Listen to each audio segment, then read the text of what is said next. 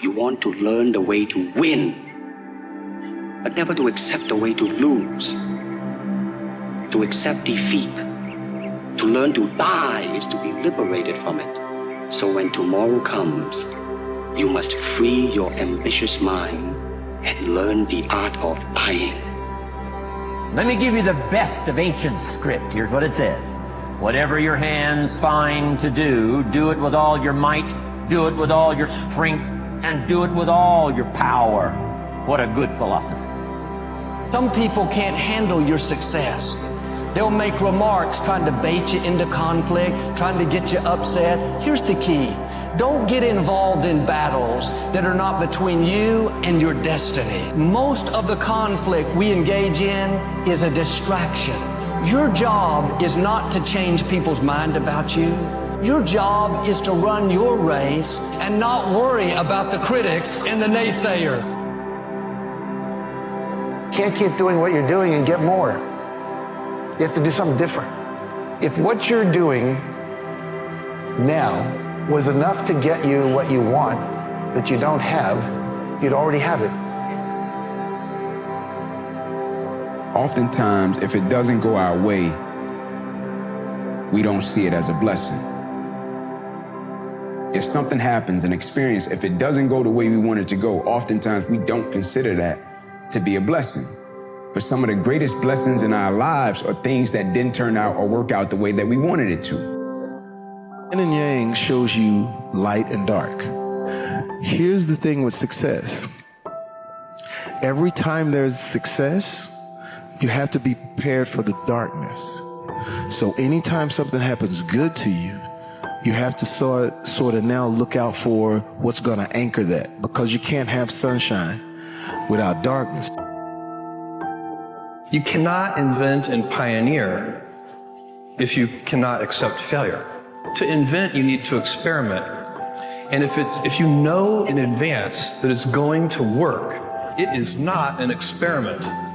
You have to be willing to do that. And it's embarrassing to fail. You know, it's always embarrassing to fail. But you have to say, no, that's not how this works. If I said to you, you have a 10% chance with a particular decision, a 10% chance of a 100x return, you should take that bet every time. But you're still going to be wrong 9 out of 10 times. And it's going to feel bad 9 out of 10 times. If you went through a real bad experience, it's a good experience because these are invaluable. What you learn through unpleasant moments in your life is invaluable. If you forget that experience, you are a fool. Only a fool will try to forget. If you're smart, you must remember every unpleasant experience you had without resentment, without anger, without unpleasantness, just in your memory always, so that you never ever get into the same situations again. If you've had any thoughts about quitting or giving up on something lately, please keep going. Your potential in life is unlimited. The only limits you have are the ones you put on yourself. If nobody's told you recently, let me be the first. I believe in you. Even the word hopeless still has hope in it. Why are you not doing it? What is holding you back? Are you afraid of failure? Or are you scared that other people might judge you? How would you feel about the thought that you might die without achieving this one thing or this one goal? The only person that is holding you back is yourself. And that is the main problem that we have. If you fail, the pain of failure is short and fades fast. But the pain of regret will stay with you forever. I want to make sure everybody knows that they're enough. No matter what they go through, what they've been through, that they are enough. The number one cause for anything is people not knowing that they're enough. They feel like they're not enough. Just because you have some bad chapters doesn't mean your story can't end well. And every story has bad chapters. It's about you finding the strength to turn the page. And so hold on to that in your struggle, in your journey, in your pain, and then turn your pain from your worst enemy to your best friend. Do that. Use pain, don't let it use you. The reality is, when you are rejected, you feel a lot like giving up and stopping. But I think what's really important is to persevere and continue again and get rejected and rejected again, which feels completely outrageous and like the exact opposite of what feels natural. Because rejection is hard.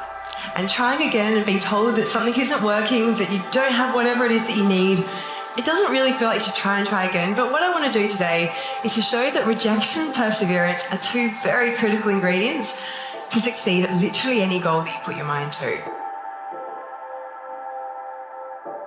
Difficulties in life is nothing that stops you because it is so heartbreaking, because it goes so deep. It carries the potential for the highest transformation. If you want to see it bad, it's going to be bad. What happened to you is not going to change. You can only determine what is going to be the consequence of what comes to you. How will you transform it? Will you let it stuck inside of you and it slowly eats you up from the inside? Or do you make something different about it? And this is based on the thoughts, on the mental redirectioning of yourself. Elevation requires separation. In order to grow and become the person you want to be, you need to distance yourself from the habits, people, and situations that are keeping you the same. It can be hard to admit that what feels good in life isn't serving you, but having the awareness to do so is the first step towards transformation. It might feel lonely and scary at first, but letting go makes room for everything else you deserve. Keep going. Stop waiting for life to be easy. Stop hoping for somebody to save you. You don't need another person lying to you. Face some hard facts and you could have an incredible life.